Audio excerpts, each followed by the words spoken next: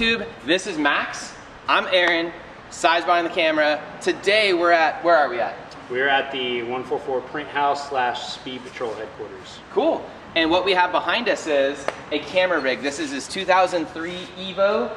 Huge, what do you call it? Movie arm? A jib, or jib? Russian arm. A really big Russian arm. I don't know why it's Russian. We have Nate Hamilton's cars back there. They have a car, can you say what that is up there? Yeah, it's a 370Z that they're building. 370Z Pro car they're building. Yep. And Max's 350Z. Seat-time car. Oh, that's a good name for it. Okay, so we are here today to talk to Max, and I love to pick out what makes someone unique and what makes them special. And Max has gone through a really unique journey where he's came to drift events, he wanted to drive cars, he wanted to make cars his life, cars are his passion, being around race cars are his passion, and just like everything he wanted to do. But he knew that being inside of a race car is expensive, it's destructive. If you want to be a pro race car driver and get paid, there's 100 other people or thousands of other people that will do the job for free or, you know, like pay to be there. So it's incredibly hard to get paid at the top. So if he wanted to make his life and his job and his passion and all these things come together, he had to take it into a slightly different direction. So he chose being a media person, and then he chose to try and, you know, take his talents and everything and work it way up so that he became more and more niche until he had a crazy weird crane arm and he's driving a car and operating it and all this stuff, and he's now totally not just a dude that runs around with a camera. He drives around with a camera. That's my job. Yeah. So this is Max. He's gonna tell you about the adventure. He's gonna tell you how it worked. He's gonna say whatever he wants. I'll interject every once in a while and toss us some questions. So Max, tell us about the whole thing. Tell us what it's like to make this your passion and your job. It takes a long time. I met Nate, I think 2007, and because he was going to your events, I was quickly there after I met Nate. So I met him, I had an S13. I think I did like 8 events over the course of a year, was super into it, but I was just graduating high school, going to college. I didn't come from a ton of money, and I quickly realized that like this wasn't feasible for me, especially being in school. So sold my drift car, still came out to events, met you, met Fielding, met a bunch of people, Russell, Stu, all those guys that were driving back in the day, and just fell into filming because I wanted to do something and like contribute instead of just like stand around, and I don't know, it felt weird to just stand there and not do anything. So from driving, I started filming. Fielding had a T2i that he let me borrow. I'll never forget being at AutoComp. They were doing a tube front on his car, which was like crazy back in like 2008, 2009. I remember you making fun of me for having the camera on autofocus, which was hilarious. But you were super into cameras back then too. I've always been into cameras. I love cameras. Well, I've wasted so much money on cameras. You were filming like cinematic stuff too. Yeah. Like I remember watching your stuff, and you mean you were filming out of focus stuff? Yeah. Yeah. Side type stuff. Yeah. Hey, rude. You were filming too, Si. But yeah, so I mean, in a way, you kind of introduced me to like the tech side because I remember talking with you about it a lot. Film stuff with Fielding. I look back on those videos and it's funny, like I get more nostalgic about that than I do like my current work. Like we'll go film crazy shit, and you know, some Mineral Wells event where we had a T2i and some stupid like jib that I thought was cool that I'd like lug around. I bought that, one of those jibs too, and they're a pain. Dude, it was Fielding. And they're like wobbly where they're like going like that and stuff? Yeah, I would run out to the middle of Mineral Wells with that thing. Yeah. And don't you feel so stupid? Like, we bought those because blogs told us to. Yeah. They were popular for like 12 months. Steady cams, like all this stuff. And you make fun of it, but now you have a 25. Now I have a motorized Yeah. one on top of an Evo, so this is way cooler. But at least it's less wobbly, probably. Yeah, and it has AC. So. Yeah. But yeah, I mean, so basically I started filming events, kind of got my chops up, if you will, filming cars and filming my other hobbies, which was like wake skating and wakeboarding. I kind of did some things in the boating industry too. So it was just filming hobbies. So I got good at it. I found some people that would all of a sudden pay me money for videos. So make a little bit of money drifting. I'm talking like $100, $200. I think eventually I was making $500 a video at Lone Star for certain drivers, which was really cool. cool. Yeah, Fielding. He was paying you $500 an event? I think it was a season. He was paying me $500 an event. He doesn't pay $500. Oh, a season. That makes more sense. No, not a season. Per event for a season. From him, he was Fielding paying you took money. care of me, dude. Yeah, I believe you. Yeah. Oh, but don't call him out now. Shout out Fielding. Jesus. Whoever's gonna work with him next time, be like, hey, I want 500 bucks. I know, right? Sorry, keep going. Sorry, Fielding. Fielding's like, take this video down. Yeah. I mean, I did like 3 seasons. You were under NDA. Yeah, I should have signed one, right? Yeah, I was making a little money on the side there. My first like big video I remember was an Evo shop. Funny thing that I have this now. It was an Evo shop here in Dallas. Kevin and Todd were the owners of it. They developed an app for performance shops, and that was my first $500 video that I got paid for. Filmed about the app, about the shop, and that's when it kind of clicked. I was in college here in Denton. That's when it kind of clicked with me that like, okay, if I go out and try and find clients, I can make a living at this. So I was in film school, but I was also filming other things, random lawyer videos. I never got into weddings. I've shot like 3 weddings in my life, and they're all for friends, and they all told me I could get drunk while I filmed them. So it was a blast. They're not the best wedding videos ever, but they still paid me for it. Thank you guys. But weddings, I had no interest in. So I saw money in corporate videos. Long story short, like started doing those. I'm friends with Nate. Nate's going off to FD. He had been doing like 2 seasons and was working with Corey a lot. And I went to FD with him my first season as a photographer. And I was there to take photos and do like these little like sponsor recap things and also work on the car. Which I had no idea. That was a lot of jobs. Dude, I think I had put on like coilovers on my own S13 and then like pulled my diff when it broke once. But I was there to like just kind of help out where I could. I knew how to change tires. They taught me how to do that. And then I would just take photos in the pits. So that progressed into more filming. And as his career went up, I kind of like followed him and shot for him as well as like Pro-Am drivers still. And I mean, that's what got me in the door with FD. And I mean, basically 3 years of that happened, and I got to where my corporate business was doing well, and I left. So I was shooting, driving. It wasn't enough at, you know, FD is the highest level, and I was like, this isn't enough to make a real living, you know? Like, I can barely pay my rent with what I'm making, and like, that's what a lot of the other dudes were making too. So I left, started an agency, and just went like full corporate for a couple years. Built a big agency with, I think we had like 7 employees at our top, along with the partners that I had. I did that for 5 years. 2 of those years, I committed to come back to come film with Nate and Juku Hancock, and kind of got back into it, which was super fun. After taking a break, I realized that I enjoyed it so much. And in doing that, I was like, okay, I need to try, now that I'm set up and can feed myself and have a place to live, I need to try and make cars a full-time thing.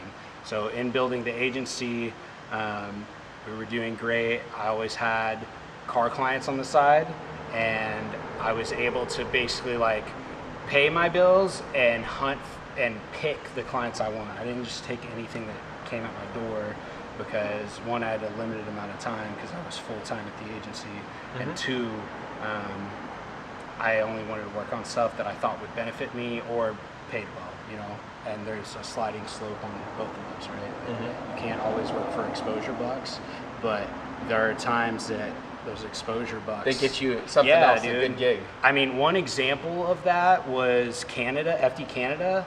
I was there with Nate, with Hancock, and I was just shooting everything. And Vaughn and Chelsea, I always shot them when they would come around the course, because they had their crazy 3-wheel cars. I think that was that year that that was a big deal. I caught a shot of Vaughn coming around the last sweeper, and it like blew up. So I showed it to Danny Puckett, who was working for RTR at the time. He introduced me to Crenshaw, who's the media manager, director of RTR. That's how I got that intro. I gave them the clip. I was like, do what you want with it. It blew up on Ford Social, Ford Performance, Ford itself, Vaughn's. Jalopnik did an article on it, which was super cool. That was like a bucket list thing for me as a car kid.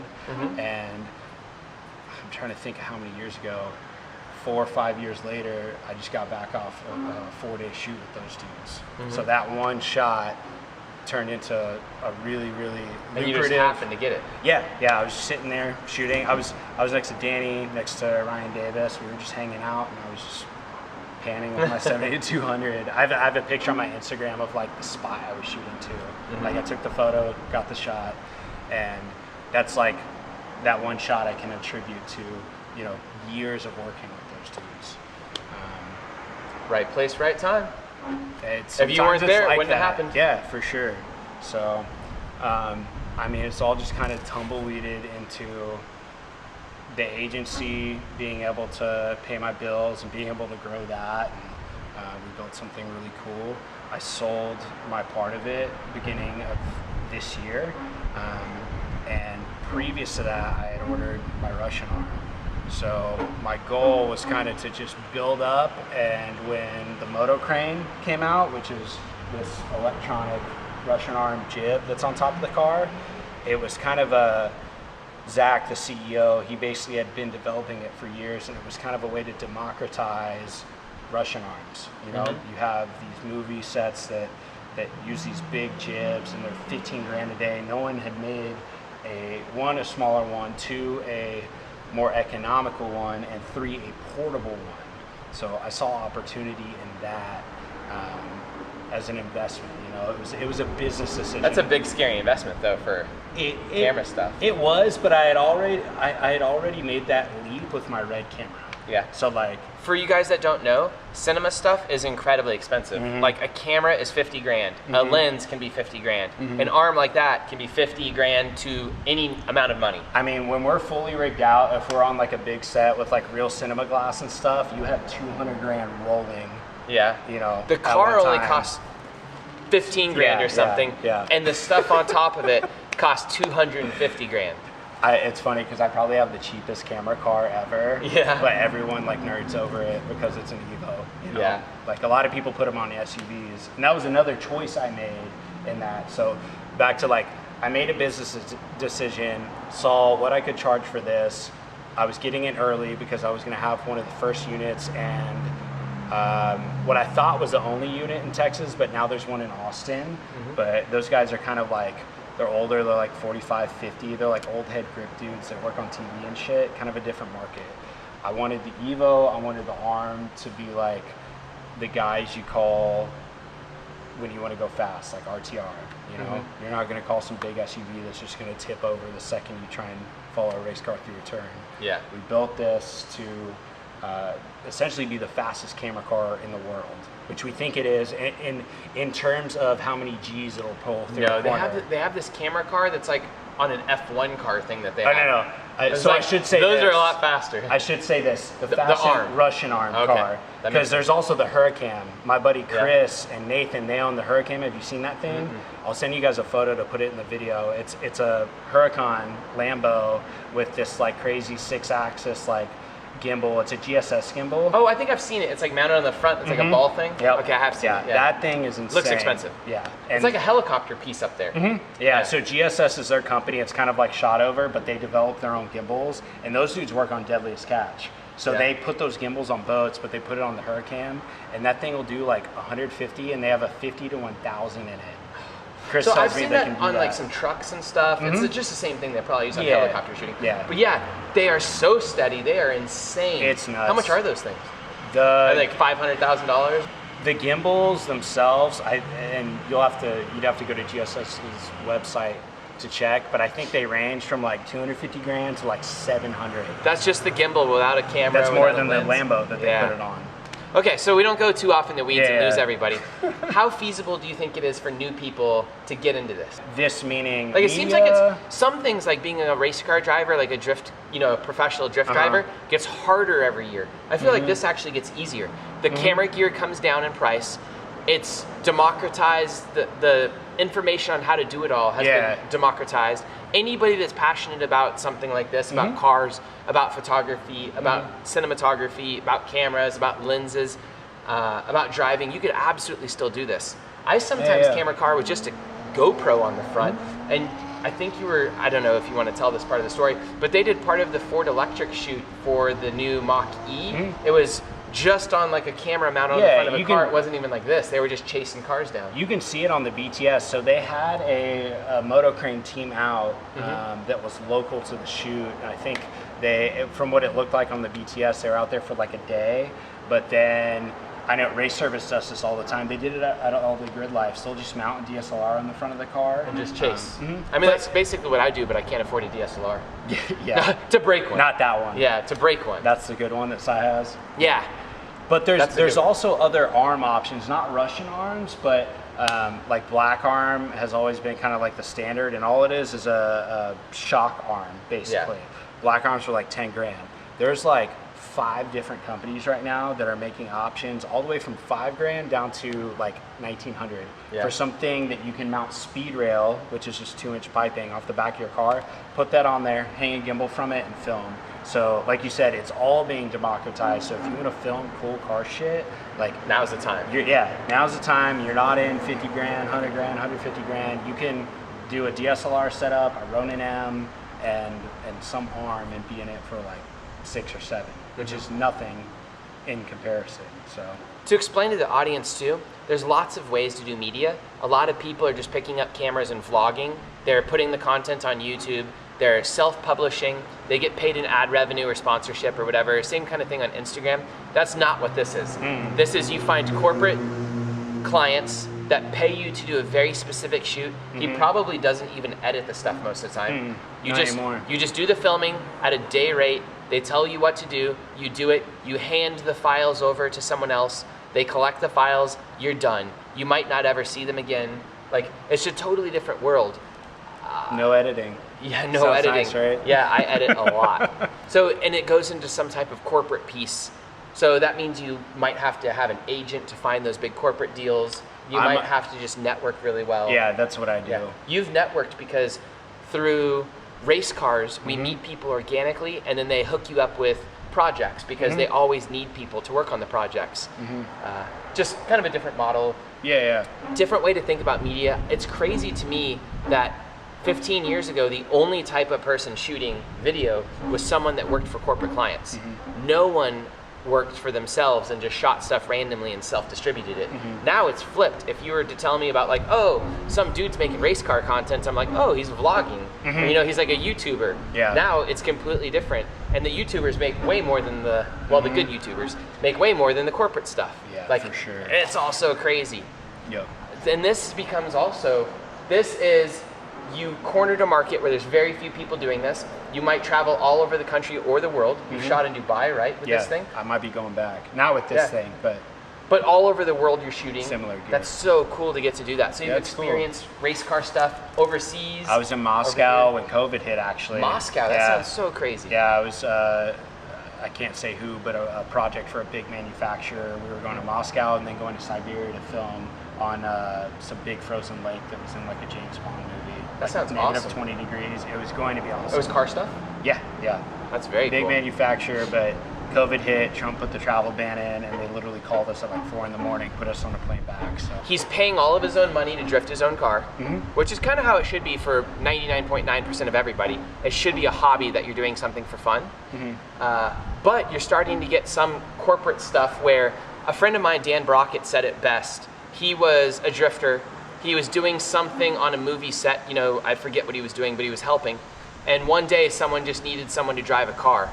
And they're like, Dan races cars. You know what you're doing. You have your SAG card or whatever it was, or I don't know, maybe they made him fill one out and get it. Yeah. I don't remember what happened, but they just needed someone at a certain time, and he was already on a movie set, and suddenly he's a stunt driver. And it happened to you, didn't it? Yeah, You were like just standing in the right recently. place at the same time. yeah, we went and shot some cars, and it was for somebody that essentially is starting a small dealership. They already do very well, and they're just trying to make their car hobby feasible. So we had a Daytona and like a 2015 GT3. We got access to a private airport. So super cool cars. Yeah, super awesome cars. And we just went and filmed some pieces of it. So he has marketing content to sell, especially with the Daytona, because you can really build a Who story gets around that to car. drift a Daytona? And you were drifting the car around, right? Yeah. It was literally, he was like, I'll try and drift it. I'll never drift. I told Kegel, my driver, I was like, you need to stay wide, and I'm zooming in because I don't know I don't know what the this fuck's thing's gonna do. So, But that means you got to drive race car stuff off of camera stuff. Yes. So you've gotten really good. You've gotten to the top of the market, you know, whatever. You've networked your way. You're dealing with all these people. You know all the people within the industry. And then suddenly you get new opportunities, which harken back to driving, which is what your passion is anyways. yes, 100%. That's so cool. I think I told you off camera, like, My passion has always been behind the wheel, but this gets me as close as possible to it. It's not a bad day job. A lot of guys working, corporate gigs, not that that's bad, but to go racing on the weekend. But if I can be around it as much as I can. I was gonna say, it's so different too. Like, I always tell people they should just work a real job, make money, and then they can go racing as a hobby. So much easier, so much less time consuming than trying to build a program. I took that advice. But getting all the opportunities of being all around all the race car stuff, getting to make that your thing and kicking it back, that's so cool. Yeah, no, it worked out. Like, I didn't know it would, but it just builds little by little. And step by step. So what's the future for you? We've talked about the last 10 years. You slowly made no money and were terrible. You slowly got better, made a little money, and then slowly got better, made more money, and then created yourself a little tiny sliver of the market where now you're making a lot of money per shoot day. Did you want to tell somebody how much like 2 days of shooting cost or no? Yeah, that's fine. 2 days, full team with the car is $6,500. Like, if you 2 days or 1 day? I'm sorry, per day. Okay, per day is $6,500. So times that by 2, that's 13 grand. I'll take them 30 days. Yeah. Huh? You bugging me? Yeah. Hyperdrive 2. That's what I'm gunning for. I'll take 10 minutes. Yeah. Let's just back this thing out and get something. It's half day minimum. Yeah. Oh. That's how we swerve that. Yeah. But yeah. Oh, wait, you do half days? We will for certain projects. That seems like a lot of work just to if they're set local. Up okay. Because I drive this thing on the street like this. Like this? Oh, wow. Yeah. The big thing is you can't move the arm side to side if you're on the street, and if you're within 3 feet off of either end of the car, it's perfectly legal. Okay. So if, like, I have a dealership client in Carrollton, which is 10, 15 minutes away from me, we do content with them all the time on a retainer basis. I drive down there with the car rigged up to where it is ready to go all the time. Crazy. So, okay, so what does the next 5 years look like? Next 5 years, still running this. I've taken media and making media and partnered in a supplement company, which has been cool because now there's, not that I didn't care about anything before, but all of a sudden you're making content for like your thing. It's a whole different Then you're proud of it. You're getting the label just right. You're like, this needs to be perfect. Yeah, well, yeah. I need to sell this thing. You nitpick it a lot more for sure. I think I've got a bottle right here. Oh, he just happens to have a bottle right here. I was showing it to Aaron before. So yeah, it's a pre-workout company. We're making a couple other supplements. Big thing and big unique selling proposition is we have a patent on a magnetic scooper that sticks to the lid so it doesn't get lost in here and you're not digging through it. So this has been awesome. I've partnered with my buddy Jordan on this, and we're just creating content, trying to sell units and trying to sell the patent. Okay. So there's that. I plan on fully running the car, and hopefully I really want to become a staple in the car community as the filmer that also drives, as kind of a selling proposition for me. Just try some. It's good. That smells strong. But yeah, I think do a line of it. it's the best way to do it.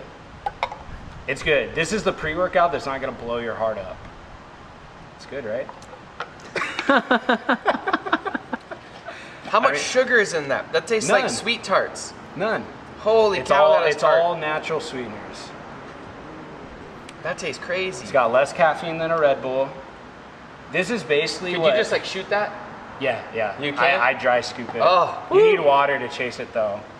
So that is strong. Yeah, we made this as this is what like the athletes actually take that their trainers will let them take. Not like the shit you buy at Walmart that has 500 milligrams of caffeine that's bad for your heart.